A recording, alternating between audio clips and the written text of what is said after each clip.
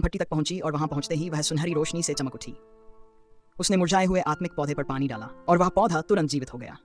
उसी समय छठे सीनियर भाई, जो रसायन विद्या में बार बार असफल रहते थे, उसी भट्टी से दुर्लभ आत्मा संग्रहण गोली बनाने में सफल हो गए। उसी क्षण त्यानैन संप्रदाय का आशीर्वाद लुप्त हो गया।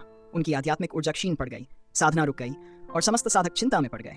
लड़की अब सौभाग्य की चलती फिरती निशानी बन गई थी। जहां भी जाती, समृद्धि और प्रकाश फैल जाता।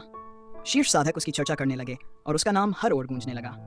वर्षों पहले त्यानैन के प्रमुख ने उसकी स्वर्गीय आत्मिक जड़ निकालकर एक पागल शिष्य का जीवन बचाया था। जब लड़की ने आंखें खोली, वह उसी दिन पर लौट आई जिस दिन चालाक जूनियर बहन पहली बार संप्रदाय में आई थी।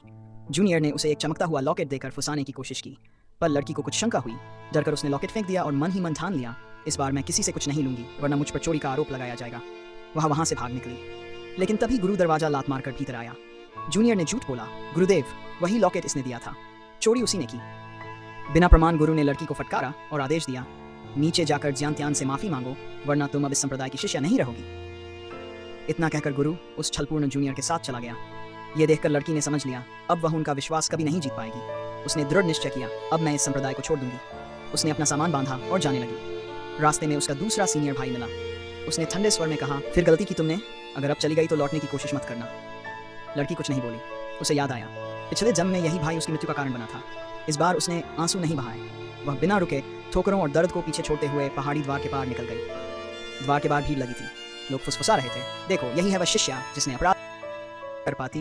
वह व्यक्ति उसे उठा ले गया। वह उसे एक सुनसान स्थान पर ले गया, जहां मंदिर जैसा एक स्थान था, लेकिन दीवारें टूटी हुई, पट्टिकाएं टेढ़ी लटकी हुई और चारों ओर सन्नाटा था। फिर भी लड़की को कोई भय नहीं हुआ। वह व्यक्ति बोला, उस विलो वृक्ष के सामने झुको, वहीं हमारे गुरु ध्यान मग्न हैं। लड़की ने श्रद्धा से प्रणाम किया। अचानक वृक्ष से एक दिव्य आभा प्रकट हुई। गुरु ने ध्यान भंग किया और मुस्कुराकर कहा, यह महान भाग्य है जो स्वयं हमारे द्वार पर आया है। गुरु ने तुरंत उसे एक रक्षात्मक कंगन दिया और कहा, यह तुम्हें हर संकट से बचाएगा। चौथे सीनियर भाई ने यह सब देखा और भावुक होकर अपनी सारी आत्मा पत्थर उसे दे दिए।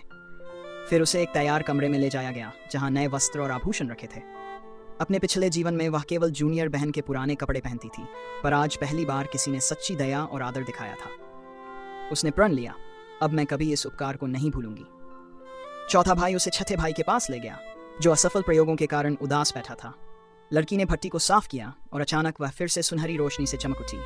छठा भाई आश्चर्यचकित रह गया।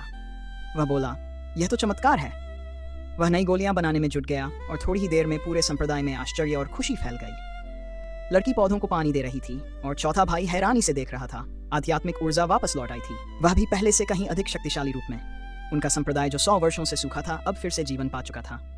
उधर त्यानैन संप्रदाय में ऊर्जा लगातार घट रही थी। आत्मिक औषधि पौधे सूख रहे थे और साधक भयभीत थे।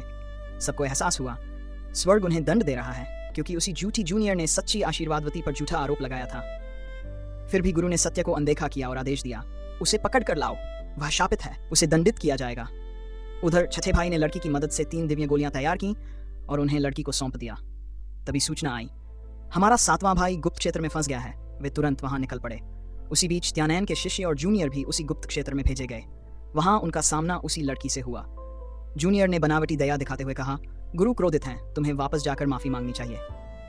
असल में उसका उद्देश्य था कि गुरु के क्रोध से लड़की की मृत्यु हो जाए। सबसे बड़े भाई ने भी उसे डांटा, लौट जाओ, अभी भी देर नहीं हुई। पिछले जन्म में वह मान गई थी, पर इस पुनर्जन्म में उसने सबकी सच्चाई देख ली थी। अब वह मूर्ख नहीं बनने वाली थी। उसने किसी की बात नहीं सुनी, वह केवल अपने फंसे हुए भाई को बचाने पर केंद्रित रही। तभी गुप्त क्षेत्र की दिव्य आभा ने यायु संप्रदाय को अपना धारक चुन लिया और उसी क्षण भाग्य का पहिया सदा के लिए पलट गया।